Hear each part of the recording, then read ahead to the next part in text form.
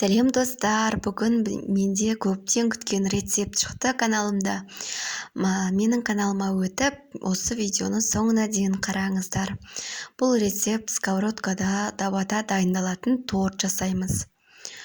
Ол үшін ең алдымен бізге ұнымызды електен өткізіп, какаомызды және де содамызды електен өткізіп аламыз.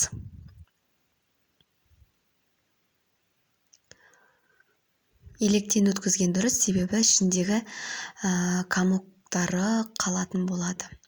Кейін 3 жұмыртқамызға сүтімізге жұмыртқамызды қосып алып, қантымызды және де сұйық майымызды қосып, жақсылап бір келкі массаға айналдырамыз. Егер де миксермен араластырам десеңіздер де болады. Мен қолмен араластырдым. Енді құрғақ массамызды бір келкі араластырып алып, сұйық массамызбен біріктіреміз.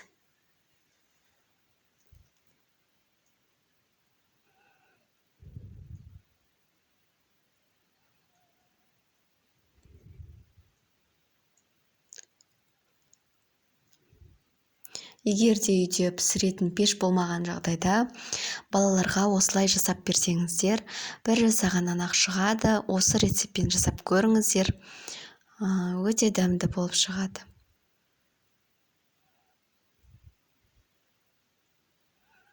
Сұйық массамыздың барлығын құйып, бір келкі масса жасап аламыз.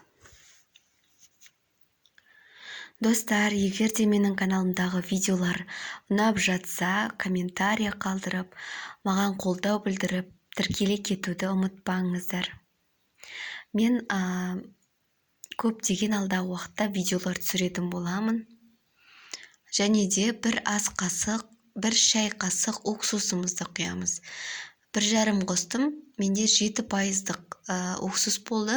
Егер де 10% уксусыңыз болса, бір шай қасық қоссаңыз жетеді. Осылай қосып араластырғанда көпіршіктенеді. Осылай араластырамыз. Оған дейін біз табамызды өте жай отта қыздырып қоятын боламыз.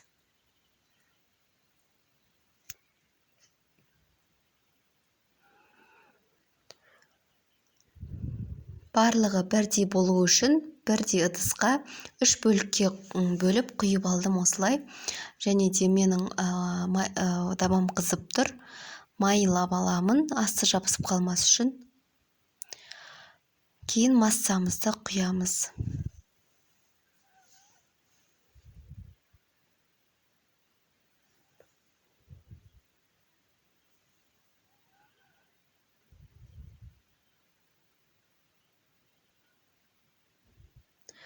Алдағы уақытта қандай видео рецепттерді түсіргенімді қаласаңыздар, соны жаза кетіңіздер.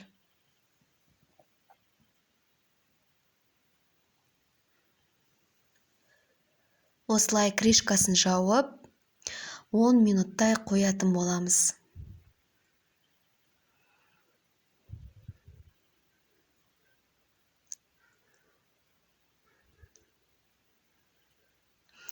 Мінекей уақыт өтті, осылай болып шығу керек. Бетін аударып пісірмейміз, себебі беті буға піседі.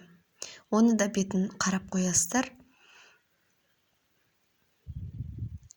Екінші массамызда барлығын осылай бірдей етіп осылай пісіріп аламыз барлығын.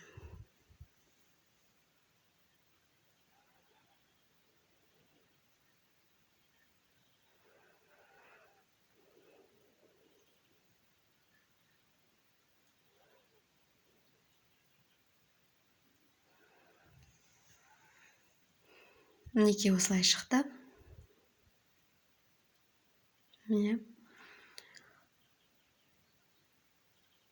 Енді корждарымыздың барлығын пісіріп алдық. Енді оны жинайтын боламыз.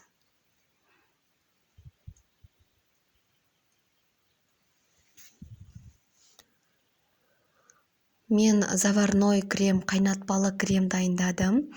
Егер де сіздерде қаймақ болса, және де кілегеймен жасасаңыздар да болады. Мен заварной креммен жасадым. Егер қайнатпалы кремнің рецепті керек болса, менің каналымда тұр. Қарасаңыздар болады. Осылай кішкене қисықтау жерлерін кесіп алып тастаймыз, біркелкі бірдей болу үшін. Егерде сироп дайындап, сироп құйып жіберсеңіздер болады. Қантпен су араластырып, және де лимон қосып, солай сироп жасап құйып жіберсеңіздер болады. Осылай кремдерімізді қалың етіп, әдемілеп жағып шығамыз.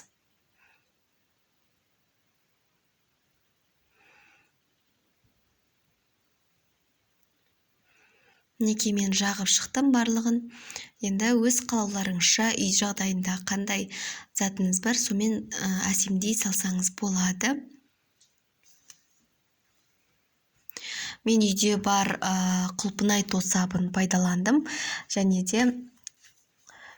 де смородинаның вареньесі. Осылай өз фантазияларыңызды қосып жасасаңыздар болады.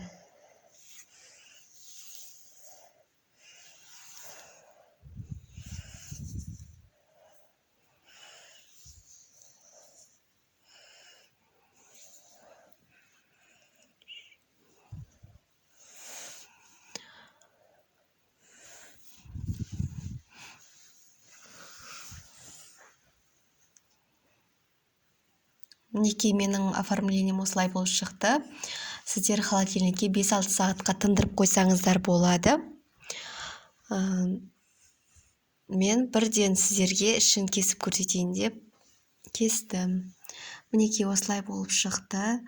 Сіздер де жасап көріңіздер міндетті түрде.